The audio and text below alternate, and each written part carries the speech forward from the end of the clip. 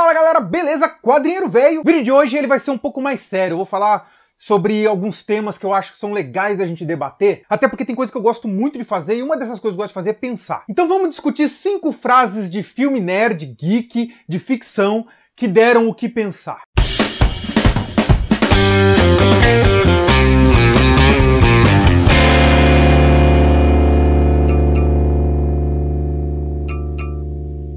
Para mim, com certeza, um dos principais filmes do cinema de ficção é Matrix. E tem uma situação super legal quando o Neo encontra com o Oráculo e que ele encontra um garotinho budista que está entortando colher. E o garoto fala para ele o quê? Não existe colher.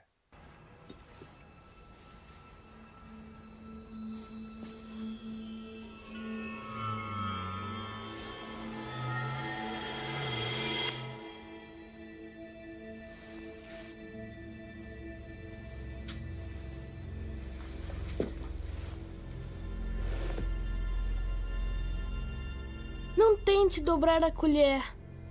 Não vai ser possível. Em vez disso, tente apenas perceber a verdade. Que verdade? Não há colher. Não há colher? Então verá que não é a colher que se dobra, apenas você.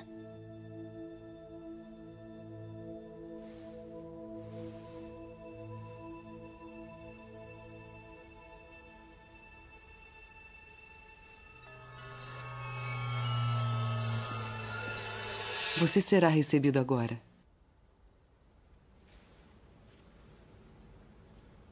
O que eu acho muito legal dessa frase, que é marcante pra caramba e pegou muito na época, é porque assim, se você pegar o filme Matrix, ele é um filme de grandes reflexões, ele é um filme para trazer as pessoas a pensarem. Não é simplesmente um filme de máquinas dominando o mundo. Se tudo que você entendeu do filme foi isso, talvez você tenha perdido a oportunidade de se aprofundar e de refletir sobre muitas coisas ligadas à própria existência humana. E até, por que não, ligadas à nossa psique, talvez ao nosso inconsciente coletivo. E o que aquele garotinho quer dizer?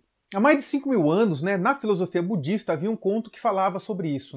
Não existe colher, quer dizer, pura e simplesmente, que você não pode entortar a colher porque ela não existe. Não é que ela não existe materialmente, é que aquela colher ela só existe porque é alguém que está observando, que está considerando que aquele aglomerado material seja uma colher. E aí entra numa situação muito legal na diferença entre real e realidade, que são coisas que são conceitos distintos. No estudo psicanalítico de Lacan, ele costuma falar que o real é inalcançável, a gente não consegue chegar e atingir o mundo como ele existe de verdade, porque existem filtros de percepção e tudo que a gente consegue ver lá fora é como é dentro da gente. Logo, uma colher, ela só vai ter a função ou o formato, ou só vai ser a colher a partir do momento em que você enxergar que aquilo é uma colher e aquilo tem que ter um significado para você, senão é simplesmente qualquer pedaço de metal. Então você não consegue dobrar a colher. O garoto ele fala isso claramente, ele fala assim, você não consegue dobrar uma colher, isso é impossível, mas você consegue se dobrar, ou seja, você não consegue alterar o mundo à sua volta, mas você consegue mudar a forma com que você percebe o mundo. E é isso que ele estava querendo dizer. Uma situação muito propícia, porque afinal de contas, quando o Neo chega para falar com o Oráculo, ele já chega achando que ele não é o escolhido, ele já chega com isso em mente. A conversa que ele tem com ela, se você for assistir de novo essa conversa, você vai ver que ela não fala absolutamente nada pra ele. Só ele fala. E chega num certo momento que ela fala pra ele, e aí? Ah, não sou escolhido. Daí ela fala o quê? Talvez não nessa vida. E o que é preciso para que ele se torne escolhido? Lá no final do filme, não é spoiler nenhum, o filme é de 1999. Ele morre, ele leva tiros do agente Smith, e aí só depois disso é que ele se toca e ele volta, Então, a Oráculo ela foi meio misteriosa ali, mas tudo isso é na mudança de percepção. Neo só passou a ser o escolhido a partir do momento que ele acreditou, ou seja, quando ele mudou a realidade interior dele. E se tu tá pensando que se você acreditar que pode voar que nem o Neo, tu vai pular da janela do teu prédio, tu vai cair e morrer, porque não é isso que eu tô falando. É uma questão metafórica de realidade. Legal? Então, não existe colher. Você não consegue entortar a colher porque ela não existe. Você consegue tortar você, a sua percepção, tanto que ele só consegue tortar a colher olhando o reflexo dele. Ele faz o reflexo dele entortar, a colher entorta junto. Mas quem flexionou foi ele, porque até então ele não acreditava que isso era possível. É tanta metáfora, é tanta coisa legal envolvida nesse simples trecho do filme, que eu acho que é legal ficar aí algo para se pensar. Cara, essa passagem de Men in Black é uma das que eu mais gosto. Eu acho sensacional e também dá o que pensar. Humans, for the most part, don't have a clue. They don't want one or need one either. They're happy. They think they have a good bead on things. But why the big secret? People are smart. They can handle it. A person is smart. People are dumb, panicky, dangerous animals, and you know it. 1,500 years ago, everybody knew the Earth was the center of the universe. 500 years ago, everybody knew the Earth was flat. 15 minutes ago, you knew that people were alone on this planet. Imagine what you know tomorrow. Nós temos a mania de achar que o mundo existe todo dentro do que a gente conhece. Existe essa arrogância automática e inconsciente no ser humano. Então, quando o agente K fala pro ainda não agente J, né, pro Will Smith, que a massa é ignorante, o indivíduo é inteligente, ele é esperto, ele entende, mas se você coloca naquela multidão, a massa ela é perigosa, tem esse sentido também. Por quê? Porque a permissão, ela se dilui na multidão. Então as pessoas elas vão muito no embalo das outras. Esse não é o ponto principal. O ponto principal é que a gente realmente acredita que o mundo existe do jeito que a gente é. Mais uma vez, entra aí a lição da colher. Nessa hora que ele fala pro Smith que até tantos anos atrás acreditava que a Terra era plana, até tantos anos atrás... Então, quer dizer, todas essas crenças e que nele falou, até agora há pouco você acreditava que a gente estava sozinho no universo, imagine as coisas que você vai descobrir amanhã. Cara, o que ele quer dizer pra você? Tá num filme de Men in Black, um filme que é muito mais ficção, aventura, diversão, um filme engraçado... Qual que é o lance que está embutido ali? Qual que é a mensagem? Você nunca sabe tudo. As pessoas têm a mania de acreditar que o mundo começou no dia que ela nasceu. Ou seja, é como se os próprios pais dela não tivessem uma vida antes, como se os pais não tivessem sido adolescentes nem crianças, como se seus avós não tivessem sido, como se todas as pessoas à sua volta tivessem começado, como se o mundo tivesse começado naquele dia. Então, para ela, por exemplo, no meu caso, que eu já cresci assistindo a TV a cores, é difícil pensar em como que era antes da colorida. Eu não vi essa transição. Assim como as crianças de hoje não pegaram a transição que eu peguei, que é o surgimento da internet, o surgimento do celular, né? Então tudo isso já existe e para ele sempre existiu. Então é complicado esse entendimento, mas é importante e o conhecimento disso, saber que era assim, saber que existem coisas que você não viveu e que elas existiram e que elas tiveram importância. Por quê? Porque isso afeta o mundo. E se você não tomar por base o que houve antes, essa é a importância talvez de você estudar história, talvez a mais importante lição de se aprender história, você vai caminhar achando que já sabe tudo que tem que saber. E isso cara, é perigoso, isso é um absurdo, porque sempre vai dar galho. Então, pressupor que existe mais coisas que você não sabe do que você sabe é uma maneira muito inteligente e sábia de se viver. Essa é a lição que eu tiro desse momento de MIB. Mestre Yoda, o que seria de nós sem uma das maiores lições que um grande mestre ensinou pra gente no cinema? Está certo, eu vou tentar. Não. Tente não. Faça. Ou não faça. Tentativa não há. Todos os filmes que têm grandes mestres, eles sempre aplicam de formas diferentes a mesma máxima. Você tem que saber quem você é e acreditar no que você vai fazer. Porque se você não acreditar, você não vai fazer. Então quando ele fala, faça ou não faça, não existe tentar, é porque tentativa realmente não existe. Sempre que você tentou fazer algo, é porque você não conseguiu. Então se você vai na proposta de tentar, você já está dizendo para você que você tem uma chance de não conseguir. Como se isso fosse uma desculpa para um possível fracasso. Então você já vai com o fracasso já embutido no teu inconsciente, dizendo, cara, vai dar errado. E é por isso que o Luke não conseguiu. Olha esse momento que ele fala pro Luke. Eu não acredito.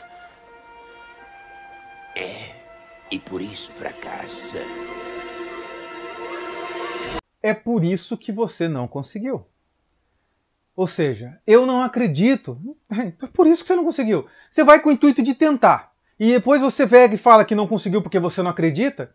Cara, por que você fez então? Tem um experimento muito legal. Este carro, tá aqui, o DeLorean, bonitinho. Daí alguém pega e fala assim, tenta abrir a porta desse carro. Se você fizer assim, você não tentou, você abriu. Tentar é isso aqui, faça ou não faça.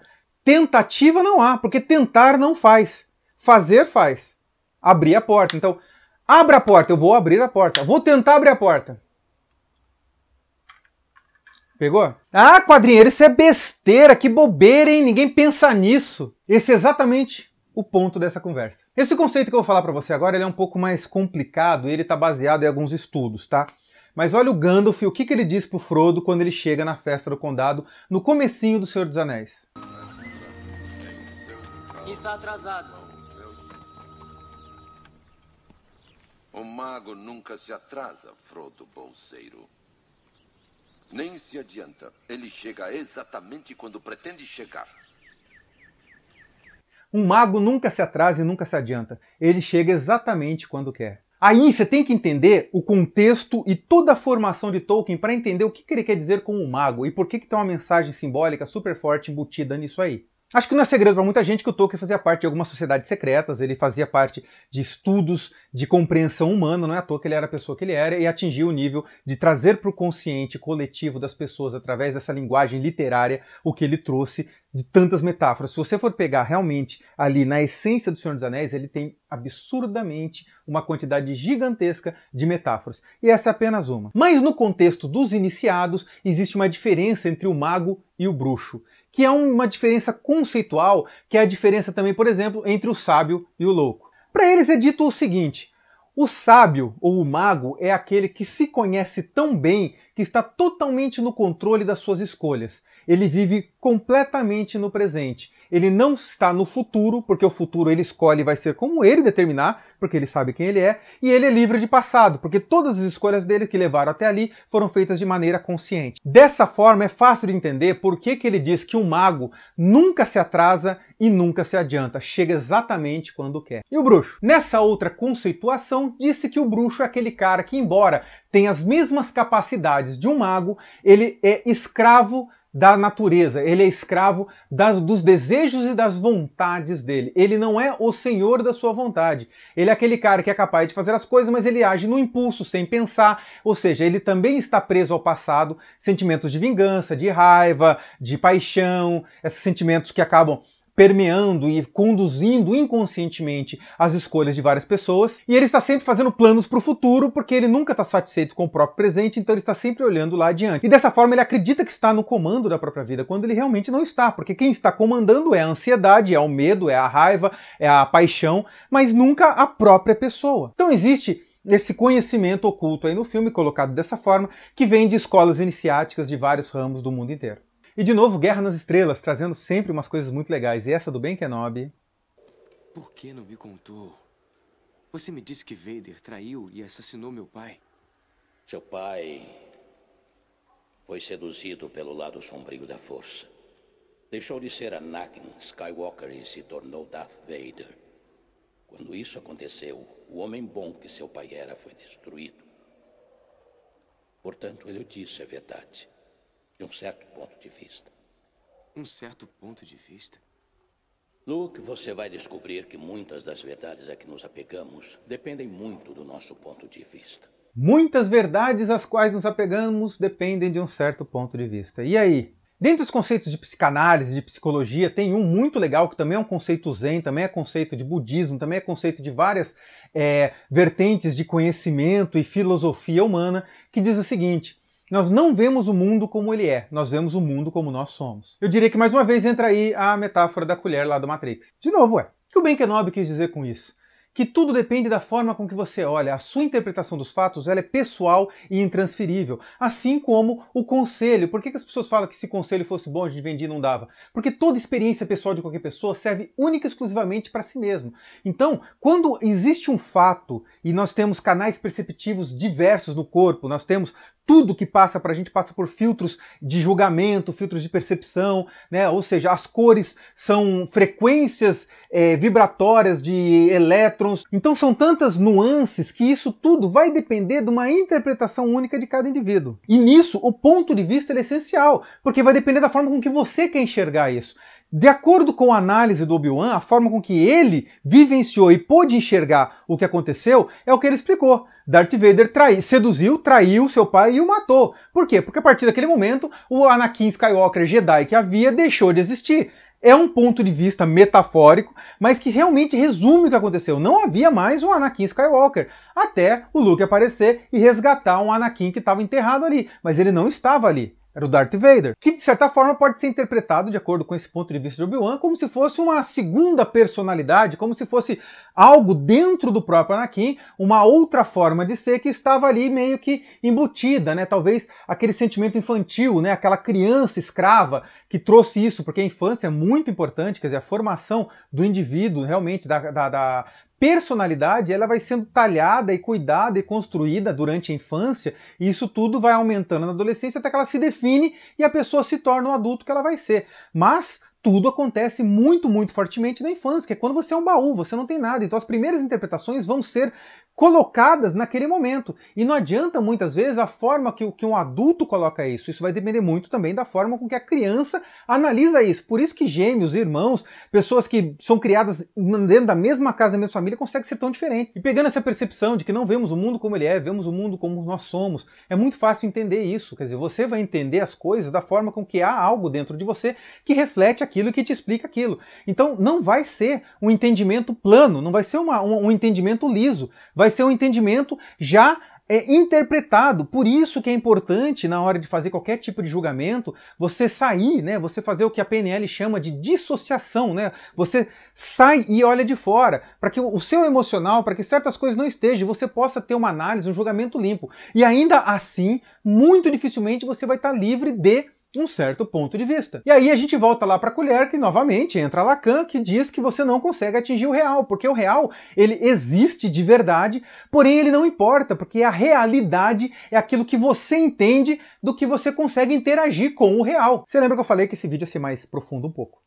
Eu tô tentando trazer nesses vídeos, a partir de agora, umas coisas, uns conteúdos mais legais para fazer a galera pensar um pouco mais. Não vai ser todo o vídeo assim, porque eu sei que esse tipo de vídeo não é um vídeo muito popular, né? As pessoas querem se entreter, não querem pensar, né? Esse negócio de trazer conflito não é muito o que o pessoal quer, mas eu acho que é legal. Eu vou começar a estudar mais, trazer um conteúdo um pouco mais pesquisado para vocês. Eu sei que vocês gostaram muito do material, do vídeo sobre a Joia do Infinito, né? Sobre a Joia da Alma. Eu percebo o quanto vocês acham isso bacana. Então, eventualmente, eu vou trazer uns materiais bem mais pesquisados, mas também vou continuar com os brincalhões. Pessoal, eu vou ficando por aqui. O que você achou desse vídeo? Você gostou? Cara, comenta aí embaixo. Toda percepção é válida, não existe percepção errada. Existe aquela percepção que, lógico, bateu dentro de você e encontrou alguma coisa aí. Eu estudo muita coisa há muito tempo, então é legal porque eu consigo olhar certas coisas sobre vários pontos de vista. Às vezes eu percebo várias coisas diferentes falando a mesma coisa de formas diferentes, mas que no final chega à mesma interpretação.